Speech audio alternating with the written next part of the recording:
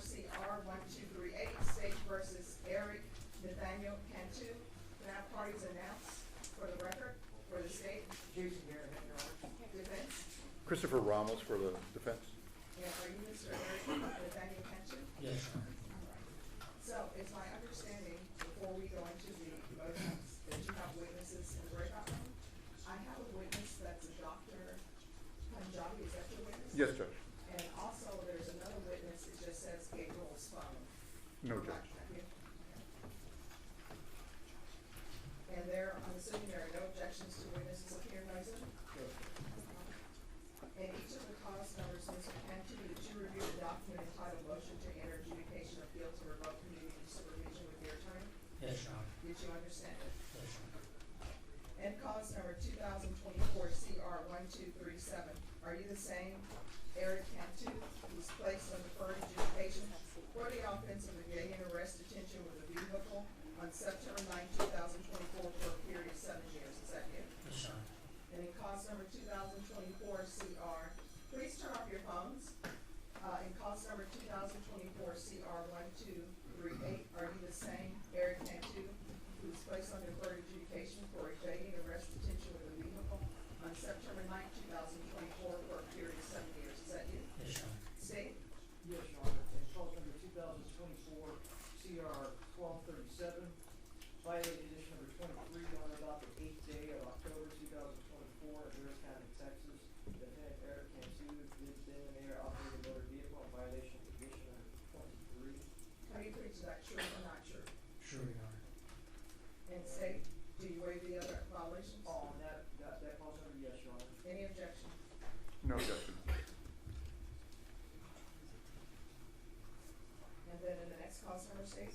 Yes, cause number 2024 CR 1238, violating condition number 26 on about the 8th day of October 2024 in Harris County, Texas. The defendant, Erik Cantu, did then and there operate a motor vehicle in violation of condition number 26. How do you plead to that, true or not true? True. Yeah. And each of those cause, and any objections to the waivers? No, Judge. And each of those cause numbers, did you understand by pleading true to violation of condition number 23 and violation of condition number 26, the court will find both of those violations true, grant the motion, find you guilty, and sentence you up to 10 years in prison in each cause number and up to a $10,000 fine in each cause number? Yes, Your Honor. Knowing that, do you still wish to plead true to violations of condition number 23 and 2024 CR 1237? Yes, Your Honor. And do you still wish to plead true to violation of condition number 26 and 2024 CR 1238? Yes, Your Honor. In each cause number, the court will find violation of condition number 26 true and violation of condition number 23 true. Is there a proposed agreement? Not agreed, Your Honor. All right, state, what are you requesting? The state's requesting deny the motion to amend the conditions to include state ISF with that agreed on. All right, what is your request? Judge, to put the allegation or the true plea within context, he is reported to have met with the probation officer. He drove himself to the probation department. We are proposing the following, that we're asking the court respectfully that he be reinstated back on probation, to deny the MTR. We're asking formally that the court add very specific conditions that can address some of the trauma that he's been exposed to, specifically a cognitive behavior course, increased UAs, and weekly visits to his psychologist. In order to provide the court some guidance in its determinations, the defense would like to call Dr. Punjabi to provide some mitigating information and a framework in which we can view whatever punishment the court wishes to impose. All right, Dr. Punjabi, if you'll unmute, please. Yes, thank you. Can you raise your right hand for me, please? Of You course. solemnly swear affirm the testimony you give will be the truth and nothing but the truth, so help you God? Yes, I do. All right, you can lower your hand, state your name for the record. Dr. Sunita Punjabi. All right, and could you spell your name, please, for the court reporter? Of course. It's Sunita, S as in Sam, U as in umbrella, N as in Nancy, I as in igloo, T as in Let me Tom. stop you right there. Court reporters don't like when you do the, what each letter signifies. Oh, You okay. just spell it completely. Got it. Okay, thank you. Well, I'm from India, so I didn't know if it was confusing, but yeah, my last name is Punjabi, Punjabi. And if you spell your first name. Sure, Sunita. Any objections to this witness appearing by Zoom? Not from the state, Your Honor. All right, Mr. Cantu, you have a right to have witnesses appear in person. Do you have any objection to this witness appearing by Zoom? No. And if it's on Zoom, you have no objection? No objection, Judge. All right, detention may proceed. Dr. Punjabi, for the benefit of the record, are you familiar with Erik Cantu? Yes, And do you see Erik Cantu on the screen in front of you at this moment? I do. And for the benefit of the record, can you describe something that he is wearing? He's wearing an orange top. It looks like something I would affiliate with jail. And how long have you known Mr. Cantu? Gosh, it's been 2 years. And in what capacity did you come to know him? I was his therapist. I've been doing neurofeedback and coaching and counseling with him. And during your time with him, were you able to provide Mr. Cantu with either a diagnosis and or treatment for any sort of post-traumatic stress? Yes, in fact, I have brain maps that show the most likely medical probability is that he's PTSD and he's traumatized and he's dealing with some other triggers. So yes, I have diagnosed him and I have treated him, and I've had some really great conversations with him as well in therapy. And what is your official diagnosis in regards to Erik? He has PTSD without question, but that is causing some other symptoms. So PTSD is not the only, it's a primary diagnosis, but it's not the only symptom. And what are the major symptoms Erik has experienced as a result of the PTSD? He can blank out. He's so traumatized right now by trying to be compliant because he wants to normalize his life very much. He wants to be a role model to his child.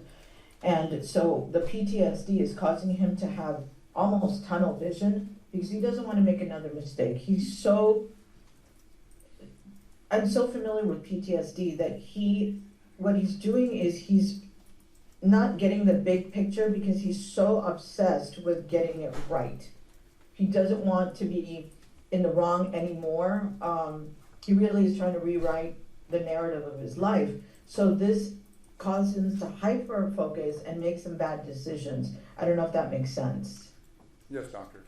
Now, in your discussions and in treatment of Erik, can you share with us what was the source or the creation of the PTSD, as far as you know and your understanding? He was an innocent person just living his life, and all of a sudden this whole thing happened. And if it's not just the initial incident of the shooting, it is what happened consecutively, the media getting involved, and then, there's a lot of influences that kept re-triggering him. And some of that had to do with our own authorities, but his friends as well, the community as well. So I really wanted him to just be pulled out of San Antonio, but anyway, that didn't happen. And is it your understanding that the shooting took place when Erik was sitting in a car eating a meal when he was shot by a police officer? Is that your understanding? So yes, what PTSD is, when bombs explode around you. Stop for a moment. Yes. What's an object to the narrative? Sustained. Doctor, what is your understanding as to specifically the creation of the post-traumatic circumstance? What circumstance created the post-traumatic? Yeah, PTSD, what it is the system is not ready to deal with the trauma, and it is suddenly traumatized.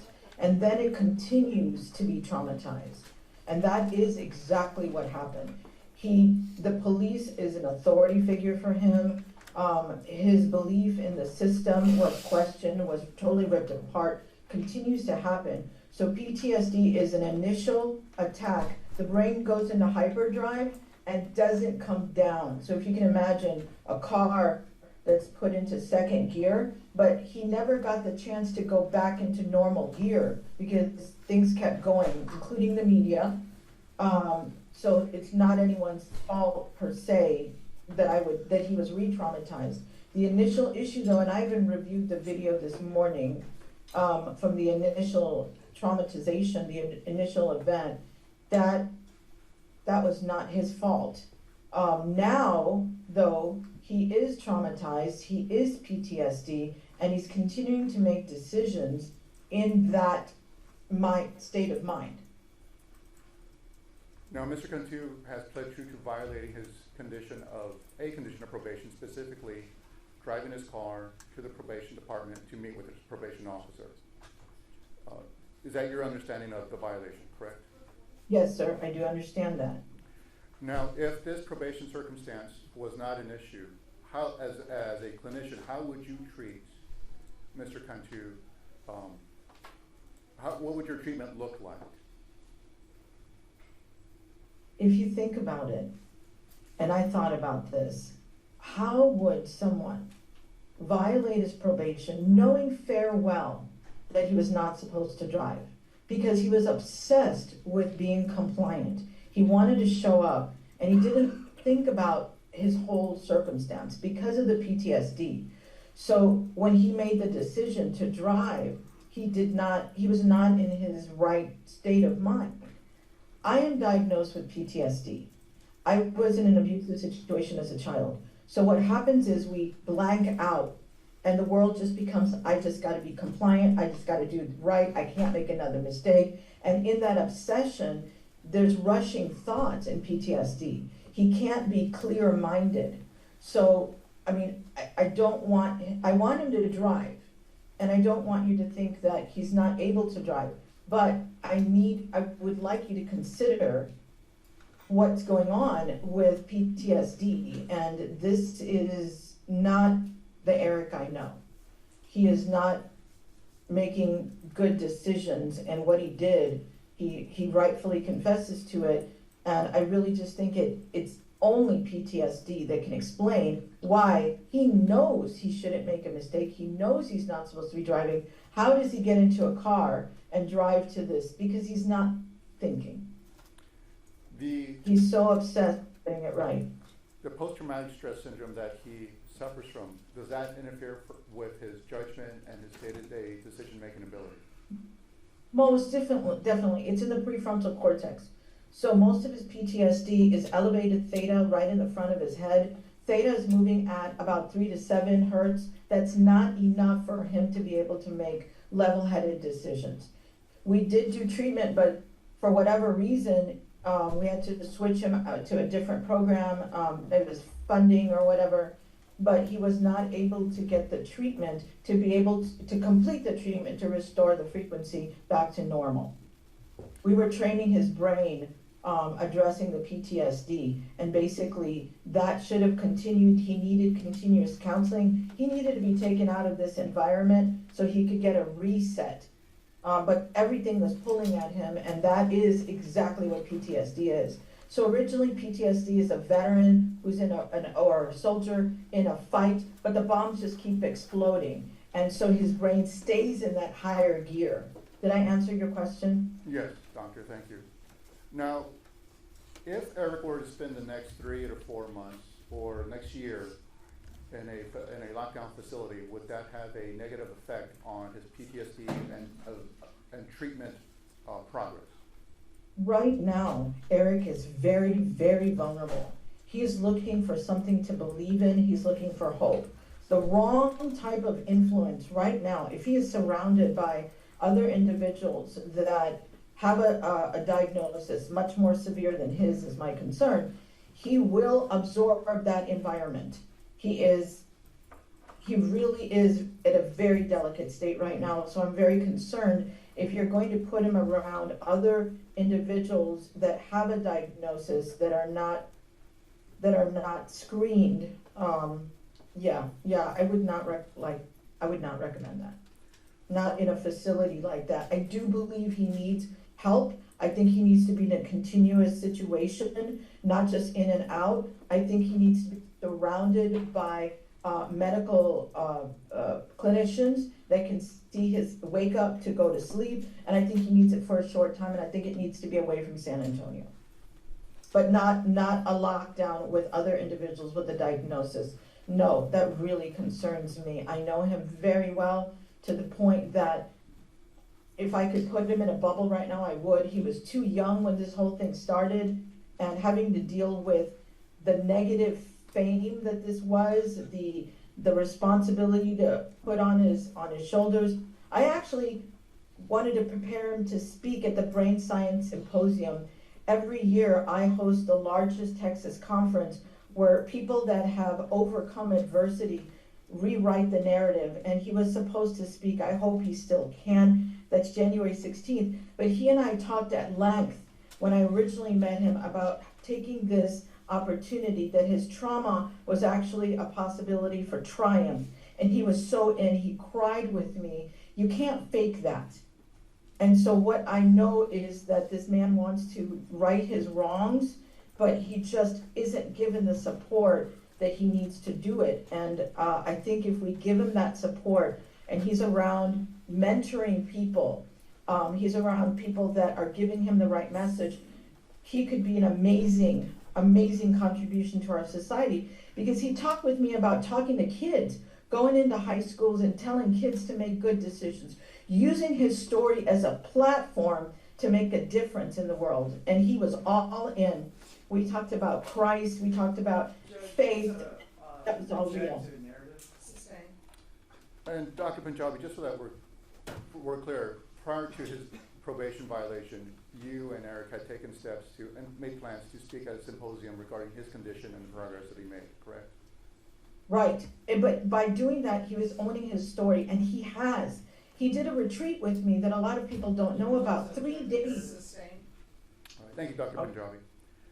In our discussions, you sent to me, and you've also mentioned that Erik underwent a brain scan, correct? Yes, And I have, you sent to me, and I also have a copy of a black and white brain scan, a copy of the brain scan. When you received or underwent the brain scan, can you tell us in layman's terms the implication of the brain scan and what you see in it? yes. The elevated, in the prefrontal cortex, he has elevated theta and delta. His brain in the prefrontal cortex is basically shutting down. That's what the brain does, that's what the body does when it's in harm. It goes into a fight or flight mode, and that's exactly what that looks like. I've seen those maps so many times with that exact correlation, and you can see, even though yours is black and white, you can see on the right side the medical probabilities of the symptoms he would have with that brain activity.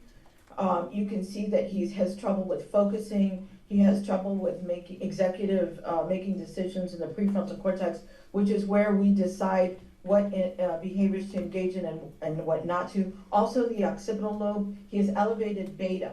Now beta is a very fast activity. So sensory things that he's seeing, things that he's hearing overstimulate him. And this is all because of the PTSD and the original incident.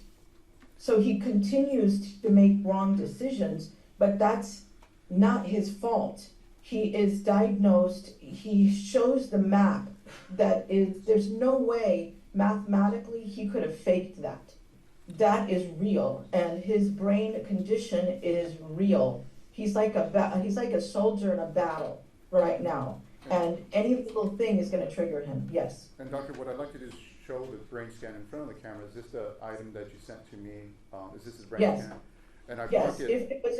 If it was in color, you would actually see the exact location. It's red, it's bright red, and it's yellow and orange where there's a deviation from normal. So what we're using, these are Z-scores. It's based on a normative database of 300,000 kids his age. And we're comparing his brain to what's normal. And you can see the deviation is so severe. On black and white, you can't see it, but if you saw it in color, the deviation is so severe that right now, he's just very vulnerable. Thank you, doctor. For the benefit of the record, what I'd like to do is offer State's Exhibit 1, which is a copy of the brain scan into evidence pending a correction from the state. Judge, I disobject to the entrance of the brain scan. Has been authenticated.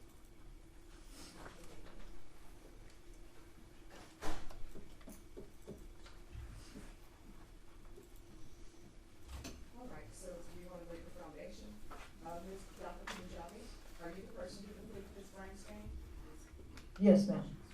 Our office did. Did you complete the brain scan? Yes, I did. You mean, did I do the brain scan for him with him? Yes. All right, you wanna lay the foundation? Dr. Punjabi, the brain scan, did you use this brain scan as a tool to diagnose Eric? Yes, I did. And do you often use I'm this? sorry, just 1 second before you finish with your question. Are you still gonna be objecting to the brain scan? Yes, Your Honor. All right. And do you often use this sort of scanning to diagnose the various patients that you treat? Yes, yes, I'm considered a specialist in brain trauma. Yes, I do. And I also take the interview. It's not just the brain scan. I also use the DSM-5. But the brain scans that you're looking at is called a QEEG. Basically, it's like a functional fMRI. It tells us the function of his brain. And a traditional MRI will not serve for the purposes that he's inflicted with what he's dealing with. So an fMRI tells me the functionality of the brain, and what you can see there is the distorted brain activity that is indicative of the diagnosis that I gave him. But it's not the only thing I use. Just 1 moment. So are you offering this into evidence, or are you just asking for the court to review it? Or do you want it filed as an exhibit in here? Formally, I'm asking the court to review the judge. All right, then the court is gonna review defense exhibit number 1. Just give me a moment. Thank you, Judge.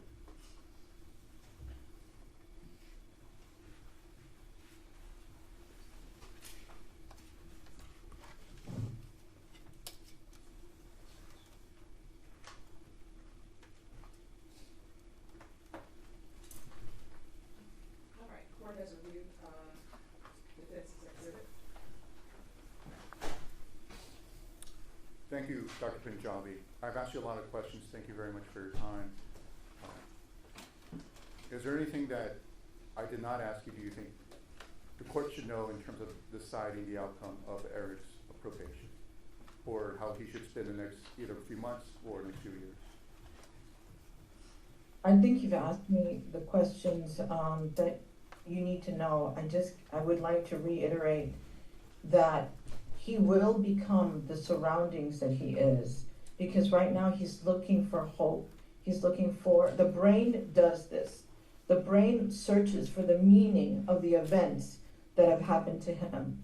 Right now he's figuring out what that means. So I'm very concerned that if he's around people that could influence that meaning in the wrong direction, he is almost like a child looking for why he's here and why this happened to him. What did I do wrong are the questions that he keeps asking. So I just ask of you that you consider where you're placing him and the environment you're placing him in.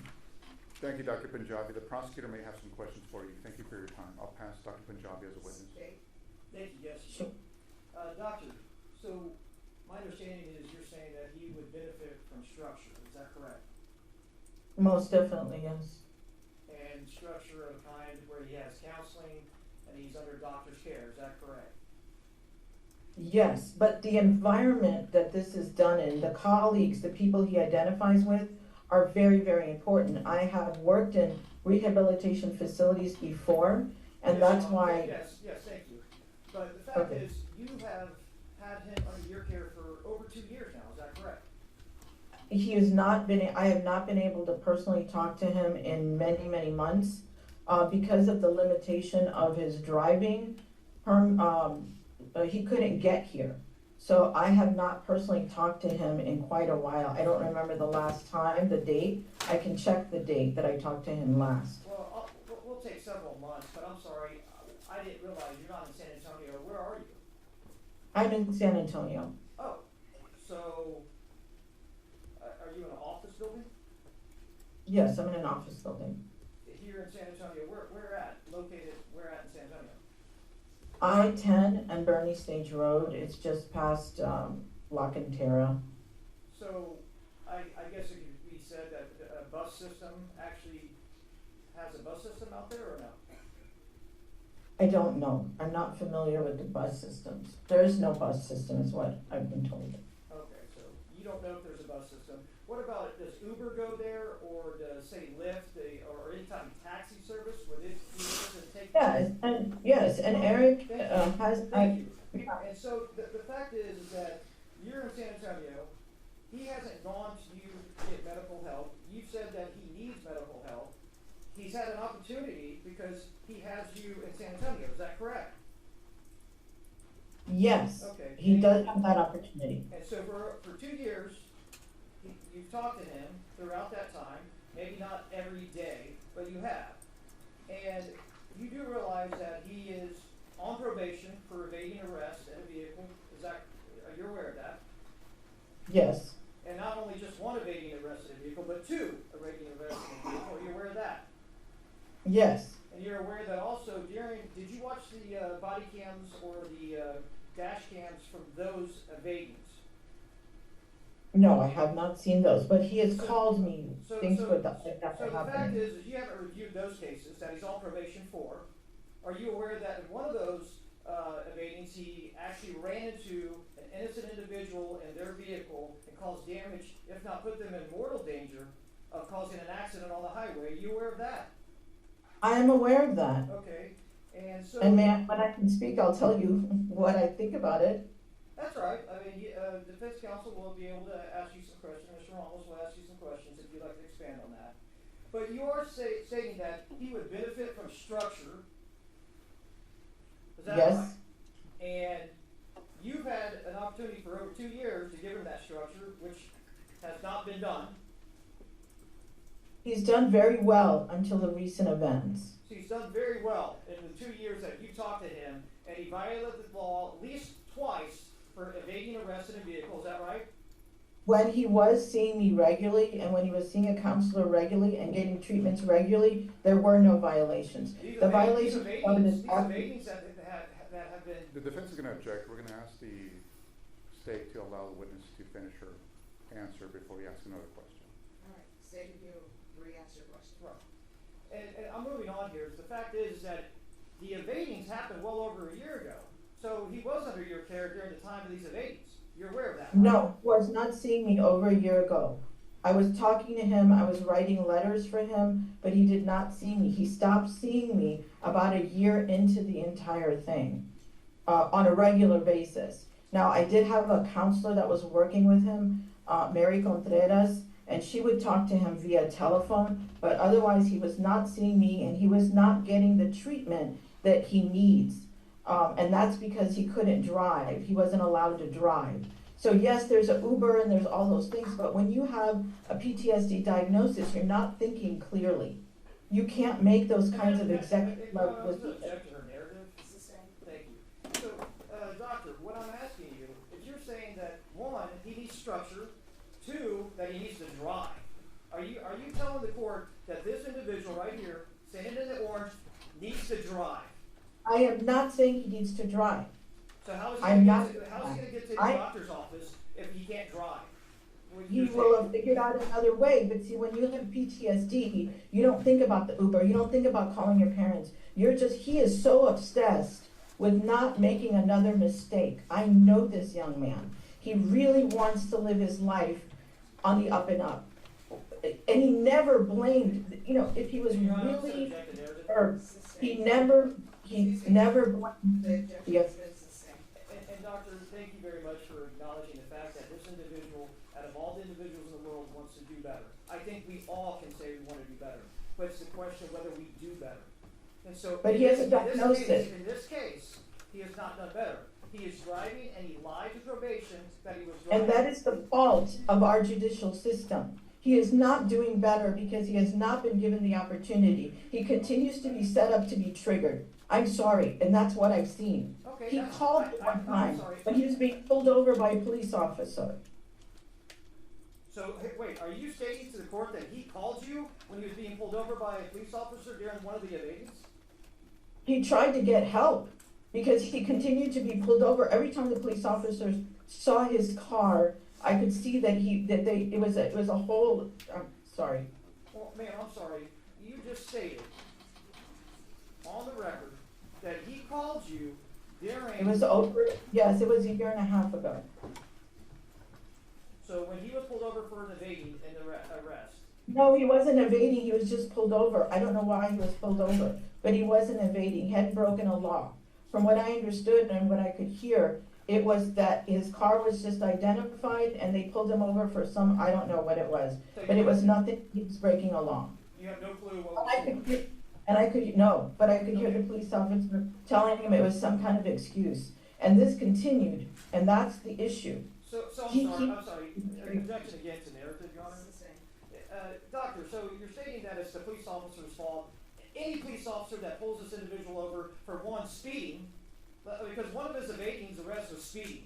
You realize that, is that correct? Sir, I don't know if you know what Okay, that's fine. PTSD is. I understand you're not clinically trained, but PTSD means that he will be re-triggered. And that's why he needs to be pulled out into rehabilitation that doesn't involve other types of criminals, though. He's young, he's vulnerable. When this originally happened, he was 17 and a half years old. He's been locked in that age and that mindset. That's when you're traumatized. So I understand you have no clinical background, but it, The objection is it's the same. Doctor, I appreciate your point of view there, but yet again, you did state on the record here that he would benefit from structured environment with counseling and also other individuals that would care for him, because this individual is vulnerable to actually violate the law yet again. Is that correct?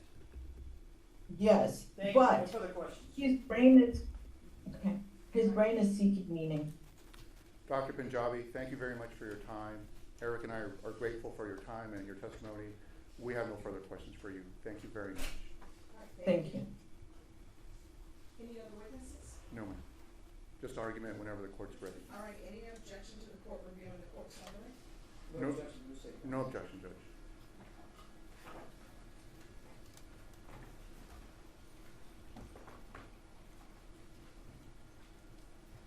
May I log off?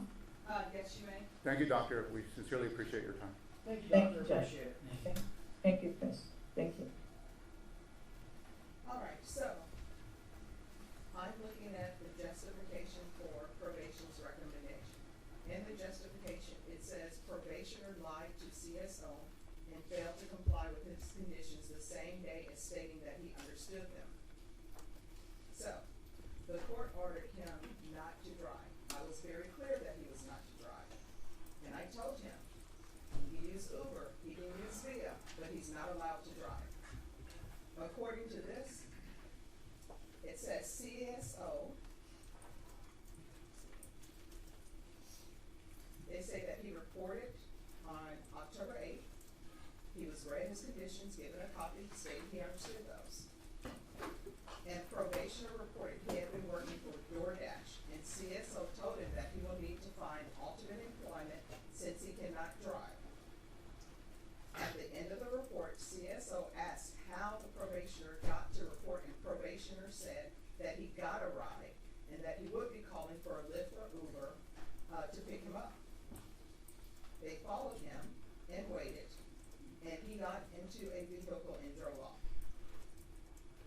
So I ordered that he was not to drive. Yes, Judge. And I know that probation is asking for ISF. I have somebody with 2 evadings, one of them caused an accident. I'm wondering why he should not be revoked, because he's not obeying the court's conditions. I understand mental health, I understand PTSD, but what, does everyone who has PTSD, they don't have to follow the rules of probation? It is very clear that I told him he was not allowed to drive. He said he understood he was not allowed to drive. So then what I have from this report, that court summary that no one objected to the court reviewing, is that it appears that he knew that he was not supposed to drive because he was dishonest with probation when probation asked him whether or not he had driven there. And he was dishonest after probation says, oh, what's your employment? And he says DoorDash. Again, you can't do DoorDash unless you're doing it by Via or doing it Uber or Lyft. So he knew that he was being dishonest. He knew, even though he had PTSD, he knew that what he was doing was violating the court's orders because he was dishonest about it. So why should he go to prison? That's my question. I know the state is following the recommendations of probation that's saying local ISF for 90 to 120 days. But the court is wondering why he shouldn't be going to prison. And what I can tell both parties is, he is gonna be in custody some kind of way after this hearing. I've heard all the evidence, either he's going to ISF or either he's going to prison.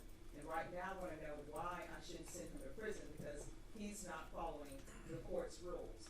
And I was very adamant, it is rare for me to tell people on probation they can't drive, but I was very adamant that he wasn't to drive because he has 2 evading arrests with a vehicle, and one of them involved a serious accident. So why shouldn't he be going to prison? Judge, I can offer this. I can offer, to be clear, with somebody who has PTSD, they should follow the rules of probation, they should follow conditions. We don't disagree with that at all, Judge, to be very clear.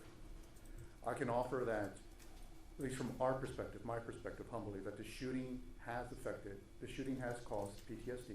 He was sitting in his car, he was shot by police officers. It has affected his judgment and certain portions of his decision-making ability in every aspect. I understand that, but my question is, at what point, and I understand mental health, I understand PTSD, but at what point are we gonna say people need to follow the rules? And that's a fair question, Judge, and I can offer this. This county has made tremendous strides in dealing with PTSD, whether it's in veterans court, in individuals that have experienced sexual trauma through the prosecution specialty court, in individuals that have experienced trauma at the juvenile setting. This county has made tremendous strides. And ordinarily somebody, and I struggle out loud saying this because I don't want to equate Eric to a veteran. I don't necessarily want to make that, PTSD, I understand. but we have created structures for people that, even in the New York Times this morning, County Court 13 made the New York Times this morning talking about the trauma-informed specialty court that it's created and how it's doing well. Why is he not following my orders? And I will tell you, I tell everyone who's on probation in this court, if you ever need anything, you can come back to this court. You can talk to your probation officer. If you feel as though they're not addressing it, you can come back to this court. So why isn't he following my orders? And Judge, respectfully, I can't address that because I've never experienced the sort of trauma that he's experienced. I've never been shot while inside of my car. I'm a rule follower. I would follow the rules, this court's rules. I'll follow any judge's rules. But I haven't been shot, and I don't know what it feels like to have my decision-making ability affected. I don't know what it feels like if a stranger shoots me. I don't know if it's going to be that easy for me to get an Uber in a stranger's car. I don't know if it's going to be that easy for me to get on a bus. I don't know. I'm saying this in front of everybody. I don't know, but I can tell you that the trauma has affected his life. He's been on probation for 47 days before this took place. He's trying to figure this out. He's 19 years old, trying to figure out the probation system and all these rules he has to follow. Some job training programs take longer than the amount of time it took for him to get the MTR. What I'm trying to communicate to the court is, we're asking for it. It's going to take some time for him to figure it out given this trauma. And we're asking for this to be mitigated, to ask the court to be mindful that what he experienced is mitigated. And at the end of the day, when he's fleeing on these evadings, he's trying to get away from the people that shot him. I mean, that's... All right, so here's the thing. I understand your argument, counsel, but he's already on probation for this, so why he was fleeing for them, that's not where we're at. I'm trying to figure out why I should continue him. He obviously knows to report, because he was reporting. He obviously knows he has to get employment, though he was getting employment at DoorDash. He obviously knows he was doing wrong. I understand the doctor's testimony, but he knew what he was doing was wrong, because if he didn't, because she said that he's trying to do everything right, he just doesn't want to mess up. He's being dishonest. He knows he's not supposed to drive. I can offer this, Judge. I can Yes. offer, if the court, in its understanding of trauma, can offer a little bit more of a tailor-made proposal, that he undergo outpatient cognitive treatment, that he report to weekly UAs. He did test negative at his... I can tell you right now, I'm not doing outpatient treatment. Here's the thing, where we're at is, I'm trying to understand why I should send him to prison. Either he's going to ISF cognitive, or either he's going to prison. Right now, I'm trying to understand, and I understand the PTSD, but I'm reading the report from the court summary. He knew he wasn't supposed to drive. And her thing is that he wants to get everything right. Part of getting everything right is following the court's rules. And my main rule on this was no driving until further notice. And if he wanted to drive, all he had to do was contact his probation officer and say, you know what, I got a job with DoorDash. The judge said I can't drive. I would like to approach the judge about that. He could approach me. I would have made a ruling on whether he could drive or not. But instead, what he did, he's doing DoorDash, and then he goes into probation driving when he knows he's not supposed to be driving. And then when they asked him how he got to probation, he's dishonest, and he says, somebody dropped me off and I'm gonna call it Uber or Lyft. And then he goes and gets in his vehicle and drives away. So, I understand PTSD, I understand mitigating factors, but part of my job, I view, is to protect the community. He was given deferred adjudications on 2, evading arrest with detention of vehicle. I understand he's been shot before. His previous counsel said he's been shot before. I understand he was shot by the police. His previous counsel said that. So, I set conditions, taking that into consideration, and allowed him to live his life on probation, but without driving. And I know I brought up to him that he could take the via Uber, Lyft. Instead, he's being 100% dishonest with probation. Now, probation is recommending ISF. They're not recommending revocation. So, again, we're back to the point. Why should I revoke him? Because my main rule was no driving. And he violated that, and he was dishonest about it. And that's more than just PTSD. That's knowing you were not supposed to do something, but doing it anyway, and thinking you would not get caught. And if there's this fear of police pulling him over, then why is he driving? But I told him not to. I can only offer Judge that the PTSD did affect his decision-making ability, and it did affect his judgment, and it got him here today. And I can only offer Judge that. It sounds like the court, it does sound like outpatient is not an option for the court, and No. we understand that at this moment in time. So, in the alternative, Judge, I'm asking for anything less than revocation. Presuming that the court allows him to go to the inpatient or to the ISF facility, and after the 90 or 120 days, he can resume his treatment with his psychologist. The court can tailor conditions that require him to attend. Dr. Punjabi said something that was very significant. She said that he was receiving the treatment, this probably wouldn't have happened. He would have had the structure. If we can structure a probation that makes him report every so often All right, to. so the reason why he wasn't receiving treatment with her is because he didn't want to receive treatment with her. I have never stopped anyone from receiving treatment from wherever they want to receive treatment from. So that's because of him, and he didn't want to see her. For whatever reason, he didn't want to make an appointment with her. I've never stopped anyone from receiving mental health treatment. I've never stopped anyone from receiving drug treatment. He didn't want to, but now he does, I guess. All I can offer, Judge, is to give Erik a second opportunity. And I think the things that have happened to him are mitigating. And for that, we're asking for an additional opportunity for him to be either sent to ISF, anything short of revoked. And I hesitate to say out loud, but there are these mitigating factors that I think I am mindful that the court is concerned about community safety. I am very mindful of that, and I can appreciate that very much so. But there are some mitigating arguments that, to some degree, he was doing the best that he could. He showed up to probation. He showed up to report. In a vehicle, driving. Yes, Judge. But he was trying to do the best he could, and I think that's worth something in this circumstance. The alternative is not to report, which we see happen a lot. He took steps to report. All he had to do was pick up the phone, call probation. I don't have a ride today. I don't know if that. He knows he's not supposed to be driving. PTSD, doesn't have PTSD, has PTSD. He knows he's not supposed to be driving, just like he knew he was supposed to report. That's why he reported. PTSD does not mean that you don't know your obligations. I don't know, Judge, if that's, No, that's true. I've studied it a lot. PTSD doesn't mean that you don't know you're supposed to report. Obviously, he knew that, he reported. It appears that he's just doing what he wants to do on probation. He wants to see his therapist or not. He doesn't go see his therapist. He doesn't tell probation, I would like to see my therapist. He wants to report, he reports. He wants to drive, he drives. And according to this court summary, this is just the first time they caught him driving.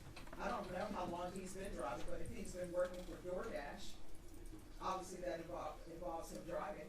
And I don't know who allowed him with this vehicle. Is this his vehicle, this black vehicle, or is it his father? my understanding it's not his. I believe it's a family member's, it may be his father's. I'm not entirely sure, Judge. All right, I think it's his father's. His father came in to testify with regards to a bond issue, I believe. Yes, a bond settlement. Okay, yes. And it's his vehicle. I don't know why his family members are giving him vehicles when they know he's not to be driving. All right, State, what are you requesting? Judge, the state, just like many other type of probationers that have violated within a short period of time, we're requesting and going along with the recommendation of, it says local ISF, the state was asking for state ISF, but the probation department has asked for local ISF. And Your Honor, just in the narrative, it says that this vehicle was listed on his personal data sheet, so it's something that he's aware that that was his vehicle. And so the state's position is that if lack of revocation, definitely state or local ISF with aftercare.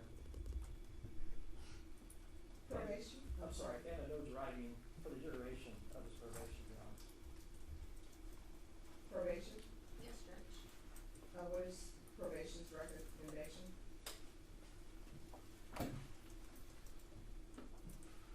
Judge, as listed on the court summary, amend conditions for local ISF for 90 to 120 days, followed by intensive supervision, aftercare, hold into custody until transfer. All right, anything else, counsel? No, Judge, thank you for listening to what we have to say.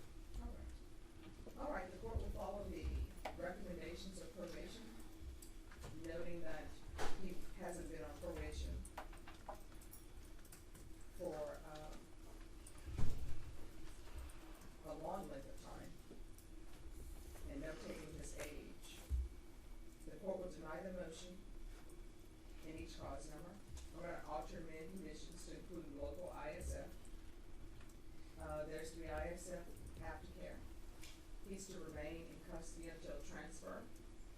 There's to be no driving for the duration of his probation. And I'm gonna require GPS, partial, waive fees, and that's for, employment, medical appointments, and of course, for probation appointments. Is there anything else you need from the board?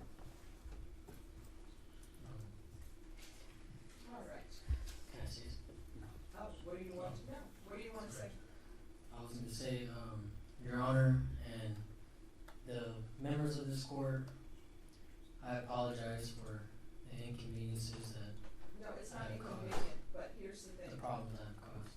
Let me just explain something to you. In this court, when you're on probation, people will always say, it's better to ask for forgiveness than permission. That's not the way it works on probation. On probation, it's better to ask for permission than forgiveness after the fact. Do you understand? And you need to internalize and realize what you did wrong. You knew you are not supposed to drive, and the reason why you're not allowed to drive is because you have two evadings, and in one of them, you ran into another vehicle. Do you understand? Yes, sir. So, that car that you have, the black car, you need to give it to a relative or someone else to remove temptation from your life. Do you understand? Yes, sir. We can go off the record. Your range of punishment for each of these cause numbers is 10 years in the prison if you're revoked with a $10,000 fine. Do you understand? Yes, sir. Do you understand you're not allowed to drive? Period. Do you Yes, sir. understand? Yes. Is there anything else? No, Judge. All right, thank you. Thank you for your